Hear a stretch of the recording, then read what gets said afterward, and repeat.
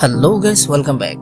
তো আজকে আবার হাজির হলাম এন্টারটেইনমেন্ট জগতের কিছু গরম খবর নিয়ে। আফরান নিশোর দাগি কি পারবে শাকিব খানের বরবাদকে টেক্কা দিতে? সাথে আরো থাকছে পুষ্পা 2 আবারও আইনি জটিলতায় করা হয়েছে হাইকোর্টে মামলা। ওয়েল, সবকিছুই বলছি বিস্তারিত, তার আগে লাইক এন্ড সাবস্ক্রাইব বাটনে একটি প্রেস করে ফেলো। তো প্রথমেই কথা বলা যাক পাকিস্তানের হানিয়া আমিরকে নিয়ে। এবার বলিউডে অভিষেক হচ্ছে হানিয়া আমিরের। হিন্দুস্তান টাইমসের এক প্রতিবেদন অনুযায়ী সম্প্রতি দিলজিৎ সিং অভিনেত্রী হানিয়া আমির বেশ কিছু ছবি সোশ্যাল মিডিয়ায় পোস্ট করেছেন, যেখানে দেখা যাচ্ছে তিনি পরে রয়েছেন কালো রঙের ট্রাউজার, একটি হুডি, একটি লাল রঙের জ্যাকেট এবং একটি লাল সাদা টুপি। হানিয়া আমিরও ছবিগুলি পোস্ট করেছেন। ছবিগুলি দেখে অনেকেই মনে করছেন লন্ডন হয়তো কোনো মিউজিক অ্যালবামের শুটিং চলছিল। অনেকে আবার মনে করছেন এটি হয়তো সর্দারজি 3 সিনেমার শুটিং হতে পারে।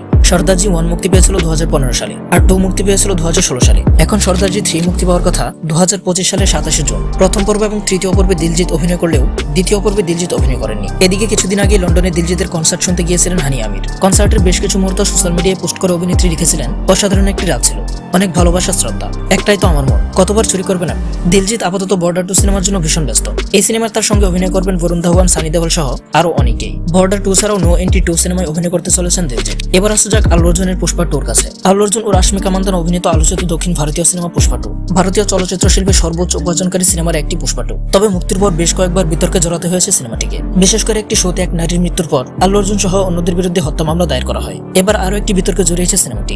ভারতীয় সংবাদ মাধ্যম বলিউড লাইফের এক প্রতিবেদনে বলা হয়েছে, পুষ্পা 2 সিনেমার বিরুদ্ধে তেলেঙ্গানা হাইকোর্টে জনস্বার্থের একটি মামলা করেছেন সিনেপ্রেক্ষা বিনিয়োগা দারুল্লাহ সংগমের সভাপতি JL নারসিমহা রাও। মামলার আবেদনে তিনি বলেছেন, পুষ্পা 2 সিনেমার আয় থেকে পাওয়া মুনাফা কম বাজেটের চলচ্চিত্রের কল্যাণ ও ভর্তুকির জন্য আলাদা করে রাখতে হবে। নারসিমহা রাও আরো যুক্তি দেন, সিনেমাটি বিশ্বজুড়ে 1800 কোটি রুপির বেশি আয় করেছে। টিকিটের দাম ও বেনিফিট শো বৃদ্ধির কারণে সিনেমাটি মূলত বড় অঙ্কের মুনাফা করেছে। তিনি টিকিটের দাম ও বিশেষ স্ক্রিনিং এর অনুমোদন নিয়েও উদ্বেগ প্রকাশ করেছেন। এজন্য সুপ্রিম কোর্টের একটি রায়কে উদ্ধৃত করেন তিনি আদালতকে অনুরোধ করেন চলচ্চিত্রের মুনাফা থেকে পাবলিক থিয়েটার তৈরি ও কম বাজেটের সিনেমাকে সহায়তার ব্যবস্থা গ্রহণ করতে হবে, তাহলে চলচ্চিত্রের সঙ্গে সংশ্লিষ্টরা উপকৃত হবে। তবে শুনানি শেষে বিচারক মামলার আবেদনের প্রাসঙ্গিকতা নিয়ে প্রশ্ন তোলেন। তিনি বলেন, বেনিফিট শো ও টিকিটের দাম বৃদ্ধি ইতিমধ্যেই শেষ হয়েছে। তবে আবেদনকারী স্পষ্ট করে বলেছেন, এই মামলাটি জনস্বার্থে করা হয়েছে, বিশেষত চলচ্চিত্র থেকে পাওয়া মুনাফার বিষয়ে উদ্বেগ প্রকাশ করেন। শুনানির পর আদালত আবেদনকারীকে নির্দেশ দেন সুপ্রিম কোর্টের সংশ্লিষ্ট রায়ের প্রতিলিপি যেন তাদের দাবির সঙ্গে সংযুক্ত করা হয়। মামলাটি 2 সপ্তাহের জন্য মুলতবি করা হয়েছে বলে বলিউড লাইভের প্রতিবেদনে উল্লেখ করা হয়েছে। এবার আসা যাক আফরান নিশোর দাগির কাছে।